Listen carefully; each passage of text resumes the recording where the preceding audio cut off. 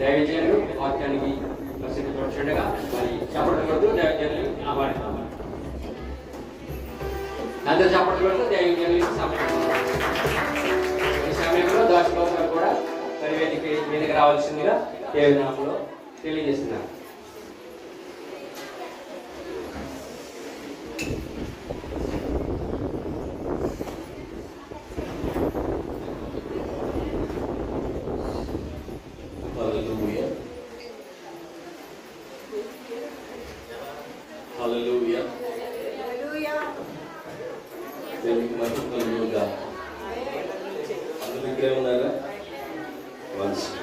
కొంచెం దగ్గరగా అల్పునైన నన్ను స్థితిలో నిలబెట్టుకున్న దేవాది దేవునికి ఉన్నాను. మరి అలాగే మమ్మల్ని ఈ స్థలానికి ఆహ్వానించిన రతన్ రాజయ్య గారికి కూడా ప్రత్యేకమైన వందనాలు తెలియజేస్తూ ఉన్నాను. మరి అలాగే స్థానిక సంఘ కాపురి సంఘ వ్యవస్థాపకులైన దైవజనులు మూర్తిశయ్య గారికి మరి అలాగే ప్రత్యేకమైన వందనాలు తెలియజేస్తున్నాను. అందరూ బాగున్నారు, సర్దుకోలేదా? మాకు కూడా వేడిగానే ఉన్నాము. మధ్యలో చల్లగా ఉన్నట్టు మీకు మాత్రమే వేడిగా ఉన్నట్లుగా ఉన్నారు. కాకపోతే మీ దైవజనులు మంచి కట్టడం పెట్టారు. బయట స్థలాల్లో చల్లగా ఉంటుంది అనుకోండి, మంచిగా ఉడికేసేస్తున్నారు. పొరపాటున ఉడికొచ్చే అవకాశం అనేది లేనే లేదు. దేవునికి మహిమ కలుగును కాక. హల్లెలూయా. మంచిది. ఒక వచనాన్ని చదువుకుని వాక్యం కొరకైన చిన్న ప్రార్థన చేసుకుందాం. ప్రకటన గ్రంథము 3వ అధ్యాయము 16వ వచనాన్ని చదువు. ప్రకటన గ్రంథము 3వ అధ్యాయము 16వ వచనం. నీవు వెచ్చగానైనను చల్లగానైనను ఉండగా నులివెచ్చగా ఉన్నావు గనుక ఉమ్ము వేయ ఉద్దేశించుచున్నాను. చాలు. దేవునికి మహిమ కలుగునుగా. ప్రార్థన చేసుకుంటారు. మమ్మల్ని మిక్కిలిగా ప్రేమించిన మా ప్రియపరలోక తండ్రి, మీ శ్రేష్టమైన నామానికి వందనాలు, స్తోత్రాలైనా ఇంతవరకు కూడా జ్ఞాపకంతో నడిపించుకున్న విధానం బట్టి మీకు వందనాలు, స్తోత్రాలు. అల్పుణ్ణి నిలబడుతూ ఉన్నానయ్యా, నన్ను మరుగు చేయండి. మీరు మాట్లాడండి. మీరు మాట్లాడే దేవుడై ఉన్నారు.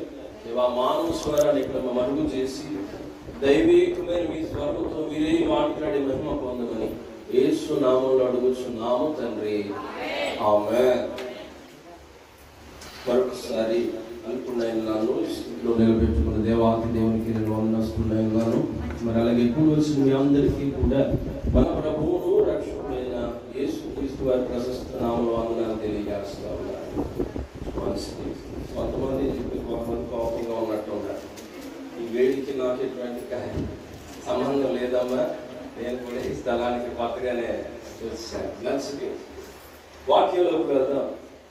ప్రకటన గ్రంథము 3వ అధ్యాయము 16వ వచనంలో మనం చదివిన లేఖన భాగాన్ని జాగ్రత్తగా గమనిస్తే 3 స్థితులు అక్కడ కనబడతా ఉన్నాయి.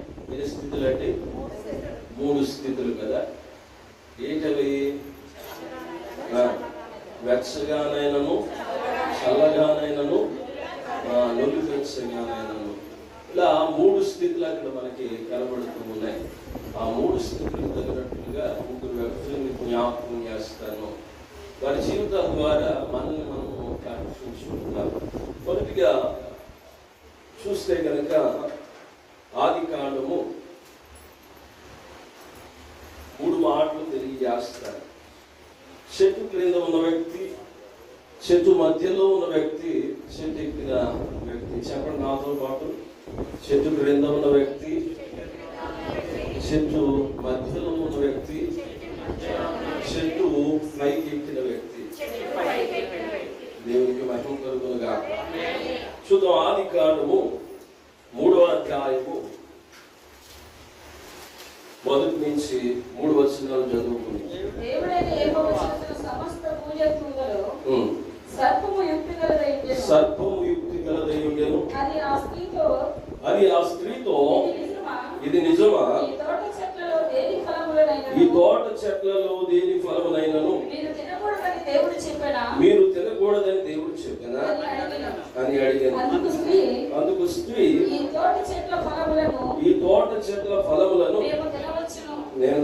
వచ్చును. అయితే తోట మధ్యలో ఉన్న చెట్టు ఫలముల గురించి దేవుడు మీరు చావకుండునట్లు వాటిని తినకూడదని వాటిని ముట్టకూడదని చెప్పానని చాలా సర్పముతో అనెను. దేవునికి మహిమ కలుగునుగా. ఇప్పుడున్న వ్యక్తులు ఎవరండి? ఎవరున్నారు ఇక్కడ చదివిన పాఠ్య భాగంలో? ఆదాము, అవ్వ. వారిరువురు ఎక్కడున్నారు? ఏదేను తోటలో ఎక్కడ? చెట్టు క్రింద భాగంలో ఉన్నారు కదా. ఏదేను తోట అంతా కూడా దేంతో నింపబడ్డది? చక్కటి చెట్లతో, ఫలభరితమైన చెట్లతో ఆ తోట అంతా కూడా నింపబడి ఉన్నది.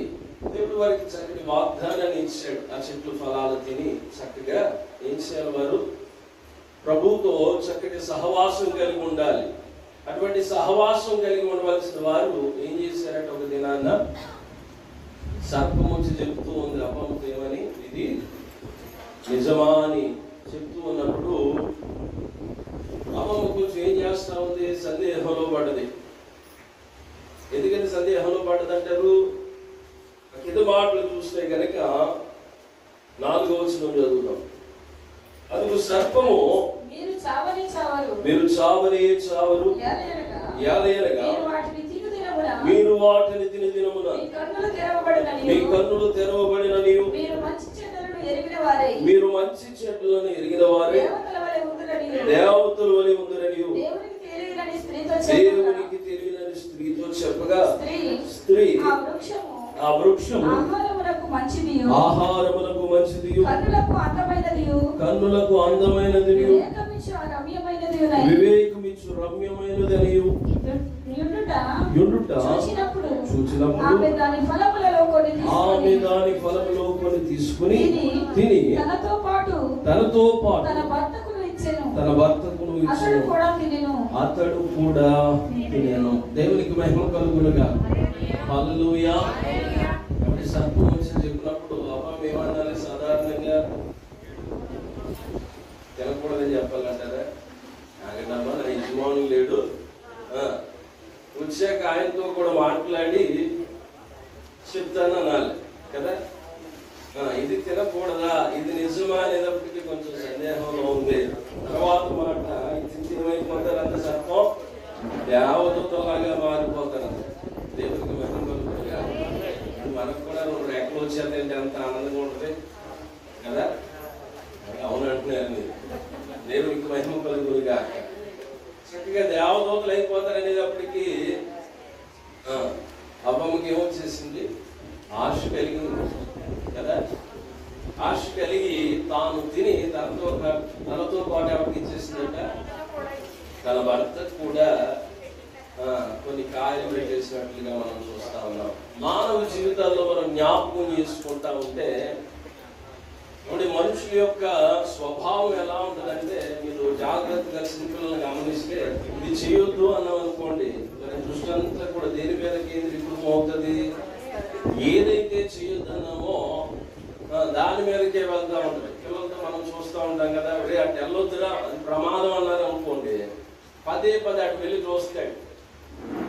మా అమ్మ ఎందుకన్నదో, మా నాన్న ఎందుకు ఇలా చెప్పాడు అని అసలు అక్కడ ఏముందో చూడడానికి ఇష్టపడతారు.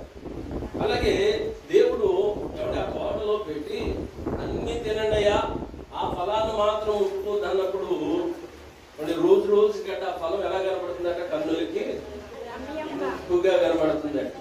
కాబట్టి ఆ తోటలో అనేక ఫలాలు ఉన్నాయి, కానీ అవ్వమ్మ దృష్టి ఎక్కడ పడుతుంది? దేవుడు ఏదైతే చేయొద్దన్నాడో దాని మీదే దృష్టి కేంద్రీకృతమైనట్లుగా మనం చూస్తా ఉన్నాం. మన జీవితాల్లో కూడా దేవుడు ఏదైతే చేయొద్దన్నాడో దాని మీదకి మన దృష్టి వెళ్తా ఉంటది. అనేక పర్యాయాలను మనం పరీక్షించుకుంటే దేవుడు ఏదైతే చేయొద్దన్నాడో అదే చేయడానికి మనం ఇష్టపడతాం. అది తప్పని తెలుసు, అదే మాత్రం ప్రభు సహించలేదని తెలుసు, అయినప్పటికీ కూడా మనం ఎటు చూస్తా ఉంటాం? ఏదైతే ప్రభు చేయొద్దన్నాడో దాని మీదకే మనం చూస్తా ఉంటాం. ఇక్కడ చూడండి, వారు ఏమైపోయారయ్యా అంటే చక్కటి ఫలభరితంగా ఉండవలసిన వారు ఫలాలు అనుభవించలేని స్థితిలోకి వచ్చేసారు. కష్టపడకుండా చక్కగా ఫలాలు తిని ఆనందించవలసిన వారు కాలక్రమేపీ మాట వినకపోవడం ద్వారా ఏమైపోయింది, వారి జీవితం కష్టపడవలసిన పరిస్థితి వచ్చింది. తర్వాత చెమట కాల్చవలసిన పరిస్థితి వచ్చింది. కష్టపడితే గాని ఏం చేయలేరు. ఇప్పుడు చెప్పాలమ్మా, మీ దగ్గర నుంచి కొంచెం రిప్లై ఉంటే నా దగ్గర నుంచి సప్లై ఉంటుంది. మీ దగ్గర నుంచి రిప్లై లేదనుకో, నేనేదో మాట్లాడుతున్నా మీకేం అర్థం కావట్లేదేమో అనిపిస్తుంది. అందరు ఇక్కడే ఉన్నారు కదా మనిషి. ఏమైందట చెప్పాలి. కష్టపడకుండా వారు ఏం చేయగలరు? ముందు దేవుని మాట వింటే చక్కగా ఫలాలన్నీ తిని అనుభవించేవాళ్ళు. దేవుని మాట వినకపోవడం ద్వారా ఏమైపోయింది? తుదకి కష్టపడాల్సిన పరిస్థితి వచ్చింది. మానవుడు దేవుని మాట ధిక్కరించడం ద్వారా కాలక్రమేపీ ఏమైపోయాడయ్యా అంటే చూద్దాం. 2వ దినవృత్తాంతముల గ్రంథము 28వ అధ్యాయము 4వ వచనము.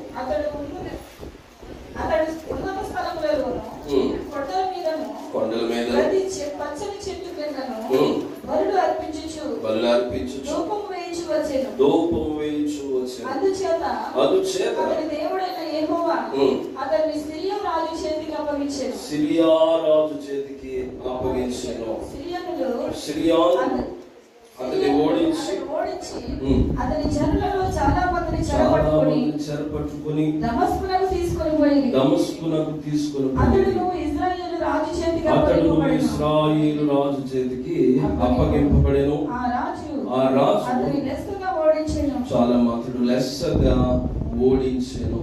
ఇక్కడ చూడండి, మనుషులు కాలక్రమేపీ ఏమైపోయారట?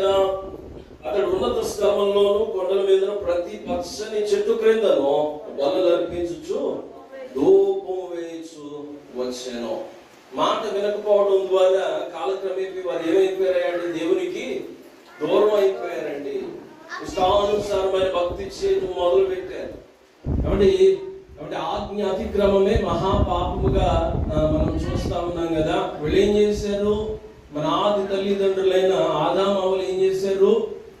దేవుని మాటను ధిక్కరించారు. తద్వారా ఏ దేవుని తోటలో నుంచి వారు వెలివేయబడ్డారు, త్రోయవేయబడ్డారు. మాట వినకపోవడం మన జీవితానికి చాలా ఎన్నో అనార్థాలు తీసుకొచ్చి పెడుతుంది. ఇప్పుడు మనుషుల మాట విన్నా వినకపోయినా ఎవరి మాట వినాలి? దేవుని మాట నిశ్చయముగా మనం వినాలి. దేవునికి మహిమ కలుగునుగాక. హల్లెలూయా.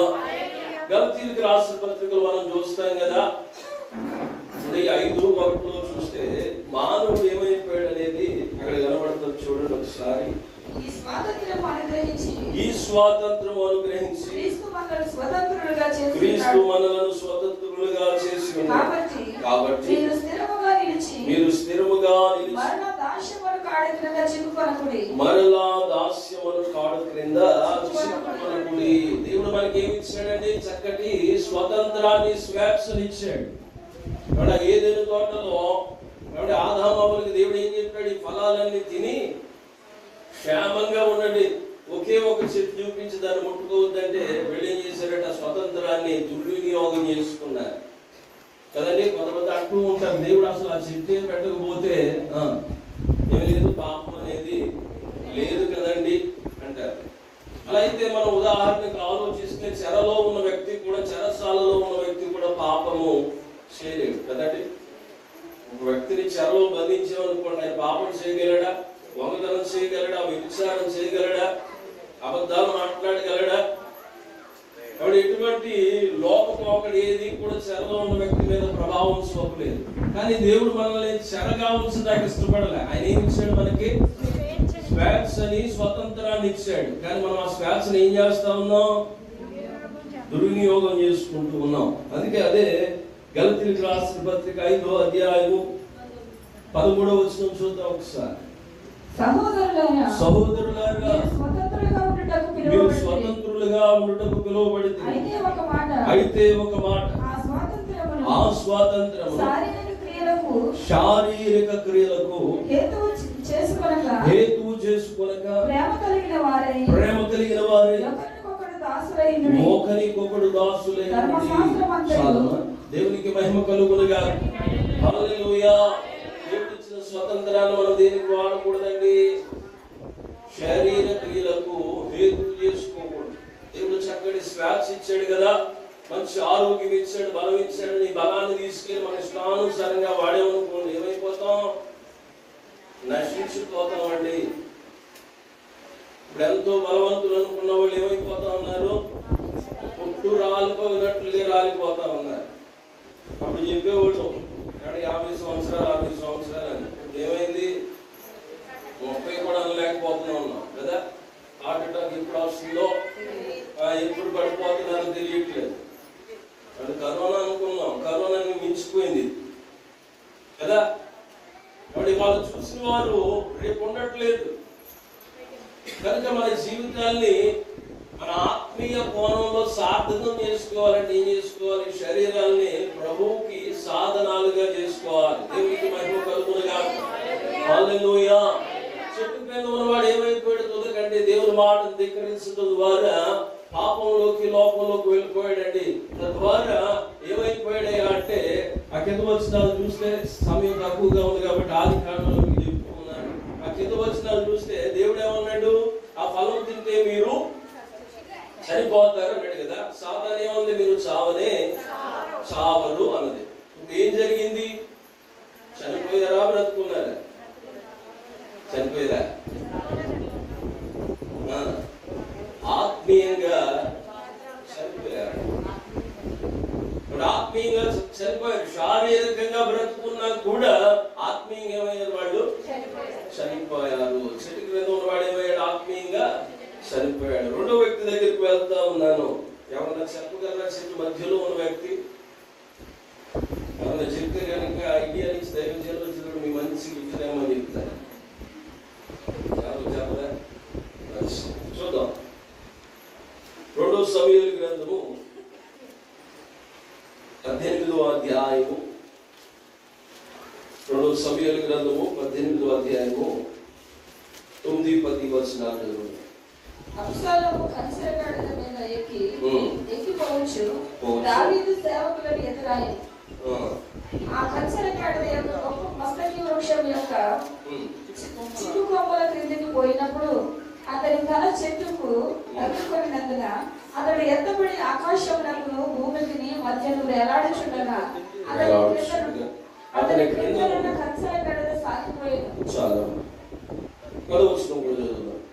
అతడు దాన్ని చూచి వచ్చి అబ్షాలోము మస్తకి వృక్షమున వేలాడుచుండుట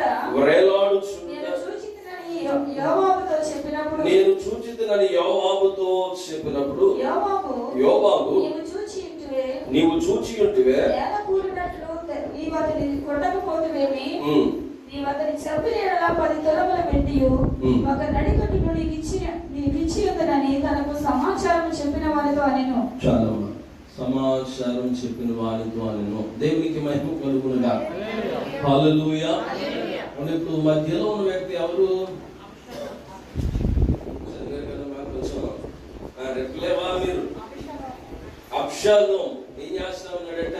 ఆకాశానికి భూమికి మధ్యలో వేలాడుతా ఉన్నాడు. గాల్లో వేలాడట్లేదు. అక్కడ మస్తకి వృక్షం ఉంటే దాని చిక్కుల్లో వేలాడుతూ ఉన్నాడు.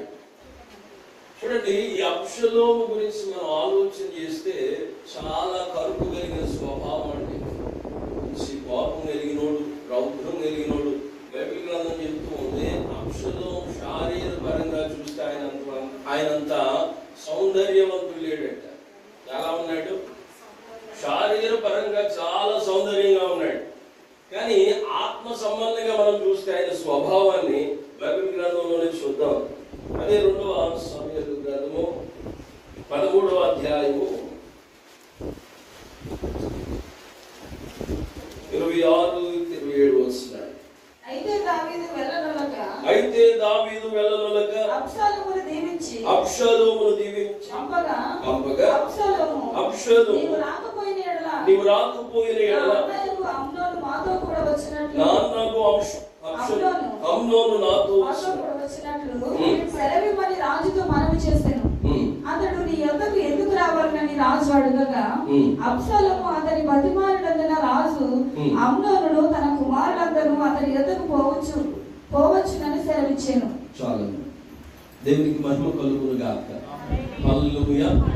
ఈ యొక్క అబ్షాలోము స్వభావాన్ని మనం చూడాలనుకుంటే కనుక తన జీవితంలో జరిగిన ఒక కార్యాన్ని మనం జ్ఞాపకం చేసుకోవాలి. అబ్షాలోముకి చక్కటి సౌందర్యవతైన సహోదరు ఉండేది. ఆవిడ పేరు ఏంటట? తామారు. ఆవిడ పేరు తామారు.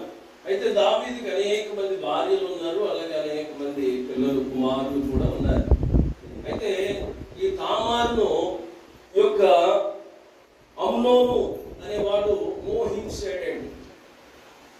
వరుసకి అన్నీ అవుతాడు. ఏమండి, ఈ యొక్క స్థితిని బట్టి అమ్నోను భయంకరమైన అంటే పాపంలో కూరుకుపోయి తన చెల్లి మీదే మోహించి ఏదో రకంగా తాను అనుకున్నది నెరవేర్చుకోవాలని ఆలోచన చేసుకుంటూ ఉన్నాడు. తను అలా ఉంటే తన స్నేహితుడు ఒక ఆయన అడుగుతూ ఉన్నాడు, వరే ఏమి అమ్నోను ఎలా అయిపోతున్నావు అంటే, తన బలహీనత తను ఏదైతే ఆశ పెడతా ఉన్నాడో తన స్నేహితుడు చెప్తే స్నేహితుడు వాడు ఏమనాలి, లేదు దౌర్భాగ్యుడా, అది చేయకుండా పని, అసలు నీ ఆలోచన ఏంటంటే గర్తించాలి. కానీ వాడుకున్న స్నేహితులు ఎలాంటి వాళ్ళు తెలిసా, మంచి సలహా ఇచ్చాడు. నువ్వు రాజకుమారుడు కదా, నువ్వేదడిగినా జరుగుతుంది కనుక తింటూ మాని బలహీనుడు అయిపో. ఖచ్చితంగా నీ దగ్గరికి ఎవరు వస్తారు? రాజుగారు వస్తారు. అడుగుతాడు, ఎందుకు ఇలా అయిపోతున్నావు అంటే కారణం చెప్పు. అటు రీతిగా నువ్వేదైతే అనుకుంటున్నావు, ఏదైతే ఆశపడుతున్నావో నీ కోరిక తీర్చుకోవచ్చు అని చెప్పాడు. ఎవరో స్నేహితుడు. ఆ స్నేహితుడు చెప్పినట్లుగా అమ్నోను చేయటం మొదలు పెట్టాడు. ఏదైతే ఆశపడ్డాడో తామారును మోహించి పాపం చేశాడు.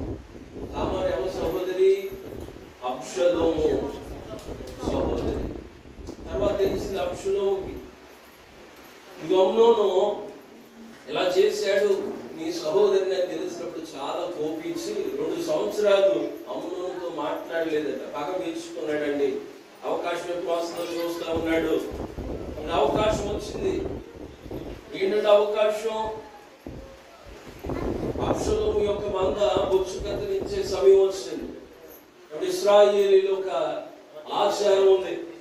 ఎలా అయితే ఒక వ్యవసాయం చేసి ఆయనకి పంట చేతికి వస్తే ఆనందిస్తాడో, అలాగే ఇశ్రాయేలు వారు కూడా మంద ఎదిగినప్పుడు బొచ్చు కత్తిరించే సమయం వచ్చినప్పుడు విందు చేస్తారు. ఆ విందు చేసే సమయానికి దావీదుని ఆహ్వానిస్తా ఉన్నాడు. వచ్చి దావీదుని ఆహ్వానిస్తే దావీదు అంటాడయ్యా, మేము మీకు భారం అయిపోతామేమో వస్తుంది కనుక నేను రాలేదని సున్నితంగా దావీదు తిరస్కరిస్తే అబ్షలోము అంటున్నాడు, నీవు రాకపోతే నా అన్న అమ్నోనును పంపించు అన్నాడు. దావీదు అన్నాడు, అయ్యా అమ్నోను నేను ఎందుకు పంపించాలి? కారణం ఏంటంటే లేదని ఆ కింద వచ్చిన తర్వాత మీరు జాగ్రత్త బతులు ఆడుకున్నాడు బాగా. తర్వాత దావీదు గారు ఒక శాసనం చేసిన రాజకుమారులందరూ కూడా అబ్షలోము చేసిన విందుకు వెళ్ళవచ్చని మాట అంటే రాజకుమారులందరూ సిద్ధపడి వెళ్ళాక అమ్నోను ఈ యొక్క అబ్షలోము ఎప్పుడు అవకాశం దొరుకుతుందో అమ్నోను చంపేద్దామని చూస్తా ఉన్నాడు. అవకాశం దొరికిన తన పనివాడికి చెప్పాడు, పిలిచి ఇదిగో అమ్నోను తాగి బాగా మత్తుడైన తర్వాత ఏమన్నాడు, అమ్నోన్ని చంపేయండి. వాళ్ళు భయపడ్డారు. నేను రాజకుమారుడు చంపేయమంటాడంటే చెప్తుంది నేనే కదా, చంపేయండి అని ధైర్యంగా ఆజ్ఞను ఇచ్చాడు. చెప్పినట్లుగా చంపేశాడు. చూడండి, అబ్షలోములో మొదటి స్వభావం నరహంతకుడిగా మారిపోయాడు. తర్వాత అబ్షలోము స్వభావాన్ని మనం చూస్తే కనుక 15వ అధ్యాయము మొదటి వచనం, 2 సమూయేలు గ్రంథము 15వ అధ్యాయం మొదటి వచనం. ఇది అయిన తర్వాత అబ్షలోము ఒక రథమును గుర్రములను సిద్ధపరిచి తన ఎదుట పరిగెత్తుటకై ఏర్పరచుకొని ఉదయముననే లేచి బయలుదేరి పట్టణం యొక్క గుమ్మము మార్గమందు ఒక తట్టున నిలిచి రాజు చేత తీర్పునందుటగా వ్యాజ్యమాడువారైనను వచ్చి ఉండగా కనిపెట్టి వారిని పిలిచి, నీవు ఏ ఊరి వాడవని అడుగుచుండెను. నీ దాసుడనైన నేను ఇశ్రాయేలుల గోత్రములలో ఫలాని దానికి చేరిన వాడనని వాడు చెప్పగా, అబ్షాలోము, నీ వ్యాజ్యము సరిగాను న్యాయముగాను ఉన్నది గాని దాన్ని విచారించుటకై నియమింపబడిన వాడు రాజు వద్ద ఒకడును లేడని చెప్పి ఇక్కడ చూడండి, అబ్షాలోము ఏం చేశాడట? తన ముందు రథము ఎదుట పరిగెత్తడానికి కొంతమందిని ఏం చేశాడు? సిద్ధపరుచుకున్నాడు. ఎందుకని? రాజుగా పిలిపించుకోవాలని అనుకున్నాడు. మన రాజు ఎవరున్నారు అక్కడ? దావీదు రాజుగా ఉన్నాడు. కానీ అబ్షాలోము ఏం చేస్తూ ఉన్నాడు? తండ్రి మీద తిరుగుబాటు చేస్తా ఉన్నాడు. తండ్రి మీద ఏం చేస్తా ఉన్నాడు? తిరుగుబాటు చేస్తా ఉన్నాడు. మొదట నరహంతకుడుగా ఉండి కొన్ని సంవత్సరాలు దూరంగా వెళ్ళిపోయాడు దావీదు. ఎక్కడ దావీదు చంపుతాడు అని యోవాబు మళ్ళీ తీసుకొచ్చి రాజుని బతులాడి తీసుకొచ్చి యెరూషలేములో పెడితే మళ్ళీ ఏం చేస్తా ఉన్నాడంటే తండ్రి మీద తిరుగుబాటు చేస్తా ఉన్నాడు. ఏదో రకంగా రాజు అయిపోవాలనుకున్నాడు. అంటే దేవుని చిత్తం లేదు. తన స్వంత స్వభావంలో ఏమనుకున్నాడు? నేను అంతకంటే మంచి బలం ఉంది, అన్ని విషయాల్లో నేను అందరికంటే గొప్పవాడిని, నేను రాజు అవటానికి ఇంకేంటి హేతువు, ఏం తక్కువ ఉంది నాకు, నేను అన్నింటిలో కూడా మించిన వాడిని కదా రాజు అయిపోవాలనుకున్నాడు. తర్వాత చూడండి, అదే 15వ అధ్యాయము 10వ వచనం. అబ్షాలోము మీరు వాగ్దానము విననప్పుడు అబ్షాలోము హెబ్రోనులో ఏలుచున్నాడని కేకలు వేయడని చెప్పుటకై ఇశ్రాయేలీయుల గోత్రములన్నిటి వేగుల వారిని పంపెను. దేవునికి మహిమ కలుగును గాక. వాడు ముందేమో 50 మందిని ఏర్పాటు చేసుకున్నాడు. తర్వాత ఇశ్రాయేలు గోత్రాలన్నిటిలో కూడా కొంతమందిని వేగిన వారు పెట్టాడట. ఏమని చెప్పడానికి? బాగా నాదం ఊదిన వెంటనే మీరు ఏం చెప్పాలి? అబ్షాలోము హెబ్రోనులో ఏలుచున్నాడని కేకలు వేయాలని కొంతమందిని ప్రమాణం చేశాడు.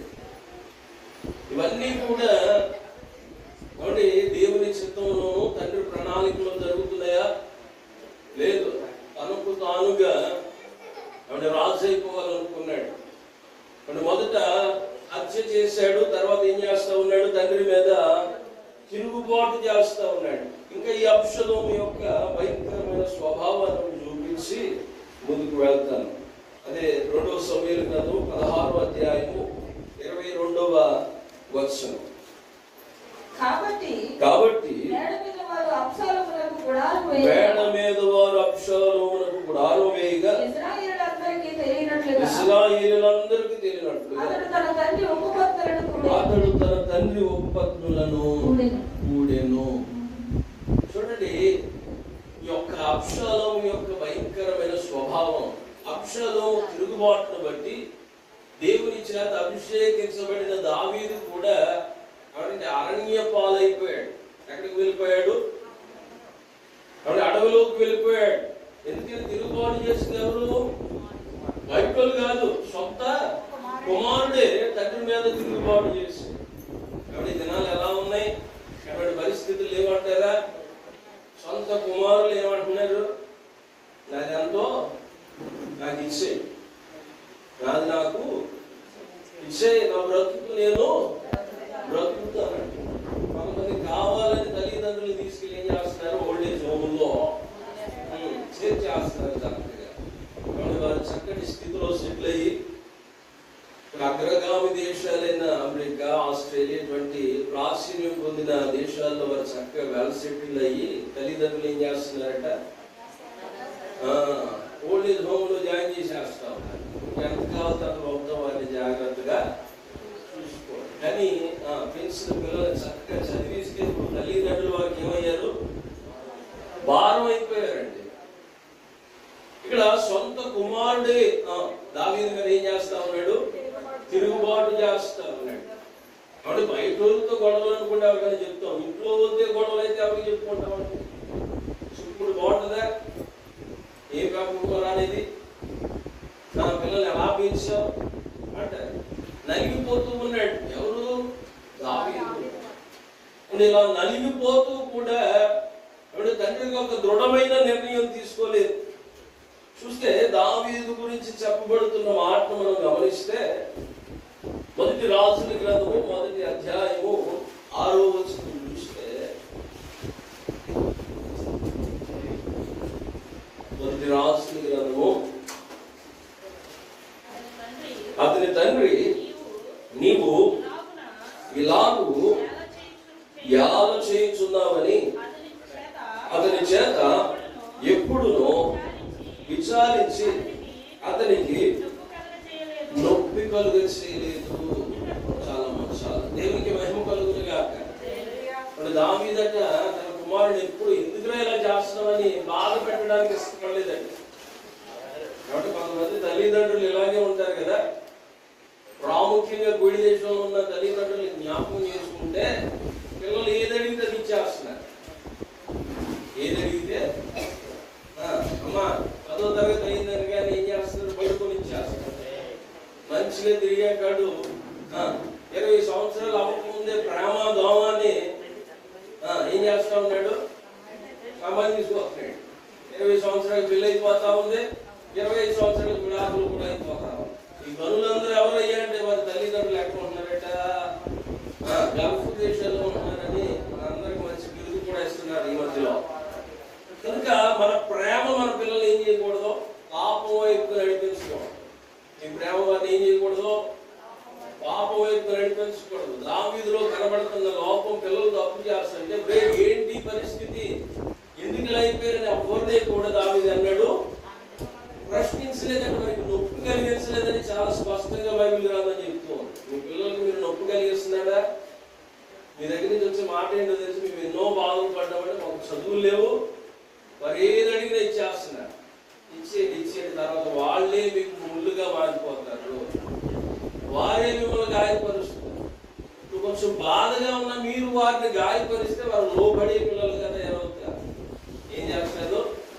ఇప్పుడు కొంచెం వారు బాధపడ్డా కూడా మీరు క్రమశిక్షణలో వారిని పెంచగలిగితే చక్కగా మీరు మీకు వారు ప్రయోజనకరంగా మనసు పెడతారు. వారికి నొప్పి కలిగించకూడదని ప్రేమగా బాధ్యత తెలియకుండా మీరు పెంచారనుకో, రేపు వారే మీకేమైపోతారో ముళ్ళుగా ఉంటారు. ఎవరికి చెప్పుకోలేరు. తిరుగుబాట్లు ఎక్కడి నుంచి వస్తాయట? మన ఇంట్లోంచే వస్తాయి. వారికి నేర్పించకపోదు. దావీదు చక్కటి అభిషేకం కలిగినోడు, దేవుని యందు భయభక్తులు కలిగినోడు, వాడు మంచి విశ్వాసాన్ని కనపరిచాడు. కానీ కుటుంబ బాధ్యతల విషయంకి వస్తే కాబట్టి పిల్లల్ని సరైన త్రోవలో పెంచినట్లుగా మనం చూడలేము. ఒకరు కాదండి, ఒకరి తర్వాత ఒకరు దావీదు మీద తిరుగుబాటు చేస్తూనే వచ్చారు. యుద్ధాలు బయట నుంచి కంటే కూడా దావీదుకి ఎక్కడి నుంచి ఎక్కువైపోయింది? ఇంట్లో నుంచి ఎక్కువైపోయింది.